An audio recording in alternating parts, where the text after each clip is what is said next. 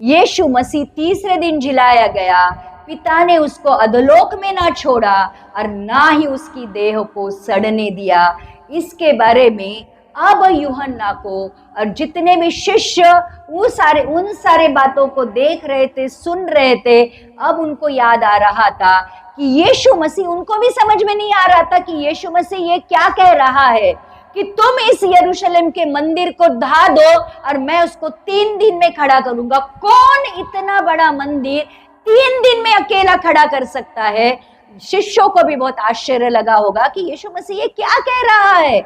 लेकिन जब अब ये लिख रहा है तब उसको पता चल गया, या फिर जब सब लोग उस बारे में जब सोच रहे थे, या यीशु मसीह का जब पुनरुत्थान हो गया, तब उनको पता चल गया कि यीशु मसीह उस मंदिर के बारे में नहीं परंतु खुद के बारे में बात कर रहा है, जो पुनरुत्थान के बारे में बात हो रही थी। आगे लिखा है 24-23। जब वह यरूशलेम में फसह के समय पूर्व पर्व में था, तो बहुतों ने उन चिन्हों को जो वह दिखाता था देखकर उसके नाम पर विश्वास किया। अब यीशु मसीह इस मंदिर के शुद्धिकरण के बाद यरूशलेम में था, तो उसने उन यहूदियों के बीच में बहुत सारे चिन्ह चमत्कार किए।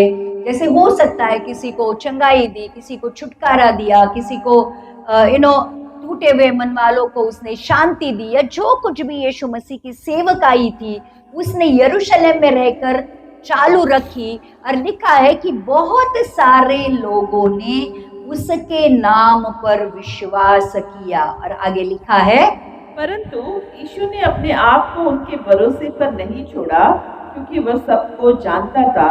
अब यीशु मसीह ने जब चिन्ह चमत्कार किए तो बहुत सारे लोगों ने उसके ऊपर विश्वास किया, लेकिन यीशु मसीह उनके ऊपर विश्वास नहीं कर रहा था। यहाँ पर लिखा है कि उसने अपने आप को उनके हाथों में सौंपा नहीं, मतलब उसका मनुष्य के ऊपर भरोसा नहीं था, क्योंकि विश्वास विश्वास उनके चरित्र में नहीं था। ध्यान रखना, ये जो लोग थे एक बार यीशु मसीह को, जैसे हम लोगों ने देखा कि जब उसको क्रूस पर देने वाले थे, उससे पहले उसको राजा के रूप में उन्होंने स्वीकार किया था। होसाना होसाना करके अपने कपड़ों को उसके रास्ते में और पेड़ की डालियों को उसके रास्ते में डालकर उसका बहुत बड़ा यरूशलेम में स्वागत किया था, लेकिन वही लोगों ने उसको क्रूस पर दिया था।